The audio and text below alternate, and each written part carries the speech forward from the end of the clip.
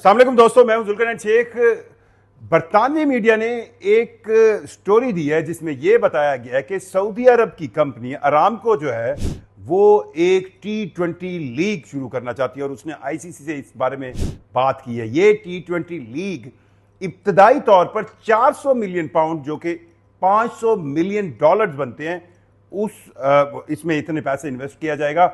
और अरामको जो कि इंटरनेशनल क्रिकेट काउंसिल की इस वक्त सबसे बड़ा स्पॉन्सर है, तकरीबन 70 मिलियन पाउंड जो हैं उसका वो स्पॉन्सर है आईसीसी का। उन्होंने आईसीसी और जय शाह से सऊदी अरब की इस कंपनी ने बात की और सऊदी अरब अब एक बहुत बड़ी लीग जो है बहुत जल्द सऊदी अरब में शुरू करवाना चाहता है। लेकिन इस लीग की मुखालफत में इंडियन क्रिकेट बोर्ड बीसीसीआई और इंग्लिश क्रिकेट बोर्ड इसकी मुखालफत में आ गया। और उसकी वजह जो इब्तदाई तौर पर यह कही जा रही है कि जी क्योंकि साल के अंदर ऑलरेडी 20 T20 या T10 लीग्स हो रही हैं तो ये लीग का बर्डन होगा। अब इसमें भी सऊदी अरब की तरफ से ये कहा गया कि ये लीग जो है वो ग्रैंड स्लैम की तरह पैचेस में होगी, मतलब एक इसमें एक और ये मुख्तलिफ कंट्रीज में होगी। 10 दिन का एक पैच होगा, 10 दिन का दूसरा पैच होगा और मुख्तलिफ कंट्रीज में होगा और इस तरह इस लीग को करवाया जाएगा। सऊदी अरब के जो मौजूदा क्राउन प्रिंस हैं मोहम्मद बिन सलमान, उनके विजन में जो फ्यूचर इन्वेस्टमेंट है सऊदी अरब की वो स्पोर्ट्स में, और आपने देखा फुटबॉल की लीग में भी वो कितने बड़े बड़े प्लेयर्स को ले आए। सो इस लीग को करवाने में बीसीसीआई और ईसीबी जो है वो रिलक्टेंट है। उन्होंने अभी तक आईसीसी को ये कहा है कि ये लीग नहीं करवाई जानी चाहिए। ऑस्ट्रेलियन क्रिकेट जो है वो इसके हिमायत में है। ऑस्ट्रेलियन क्रिकेट ये चाह रहा है कि ये लीग जो है वो ज़रूर हो और इस लीग के लिए उन्होंने अपनी एक्सपर्टीज़ भी देने को जो है कहा गया।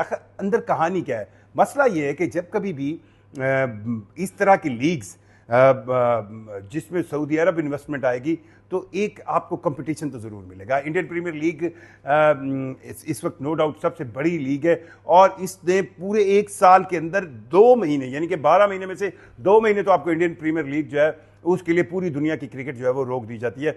तो अगर इसको इस वक्त महंगी तरीन क्रिकेट बोर्ड बीसीसीआई की ये इंडियन प्रीमियर लीग को अगर फ्यूचर में कोई टफ टाइम मिल सकता है तो वो इस सऊदी अरब की इस लीग से मिल सकता है। और पिछले दिनों कुछ थोड़ी सी पाकिस्तान क्रिकेट बोर्ड की तरफ से भी एक्टिविटीज़ की गई थी। मोहसिन नकवी जो है वो सऊदी अरब में क्रिकेट बोर्ड हुकाम से मिले थे और अपनी पाकिस्तान क्रिकेट बोर्ड की एक्सपर्टीज़ भी देने को जो है वो तैयार हुए थे। बहरहाल ये एक ऐसी खबर है जिसको ज़्यादा देर रेजिस्ट नहीं कर पाएंगे। अच्छा, इंडिया के अंदर भी 2 तरह के ग्रुप हैं। जो एक ग्रुप तो वो बीसीसीआई यूनाइटेड और वो ऐसा ग्रुप जो चाहता है कि बिल्कुल ये जो उनकी मुनाफी है वो उसी तरह कायम रहे और सऊदी अरब को किसी तरह इस गेम से रोका जाए, लेकिन ये सब मुमकिन नहीं है।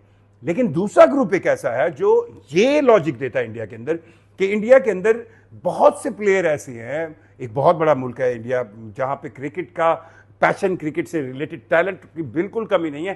सो रणजी ट्रॉफी से लेकर ऐसे कई बड़े टूर्नामेंट है जिसको खेल कर वो प्लेयर आईपीएल तक भी नहीं आ सकते।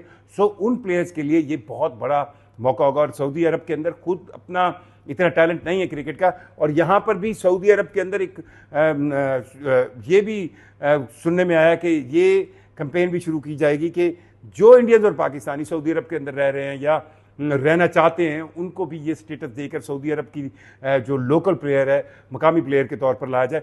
सो वो लोग जो इंडिया के अंदर ये देखते हैं कि बहुत बड़ा टैलेंट जो है एक वो आईपीएल तक भी नहीं पहुंच सकता और या इंडिया की फर्स्ट क्लास क्रिकेट से आगे नहीं जा सकता, उसके लिए ये एक अच्छा मौका होगा। बहरहाल सऊदी अरब की इस लीग को लाने के लिए अब सऊदी अरब के लोग जो है वो काम एक्टिव हैं और आईसीसी से उनकी बातचीत चल रही है और जय शाह कहीं ना कहीं सऊदी अरब के साथ इस लीग को लाने पर रजामंदी ज़रूर दे चुके हैं, क्योंकि अरामको ने जब 70 मिलियन पाउंड की डील की थी तो उस वक्त भी ये तासुर आ रहा था कि अरामको जो है वो फ्यूचर में सऊदी अरब की तरफ से क्रिकेट में एक बड़ी इन्वेस्टमेंट को लाएगी। और इस इन्वेस्टमेंट का अब ये बताया जा रहा है कि इनिशियली ये सिर्फ 400 मिलियन पाउंड यानी कि 500 मिलियन डॉलर की होगी और उसके बाद ये इंक्रीज़ करेगी।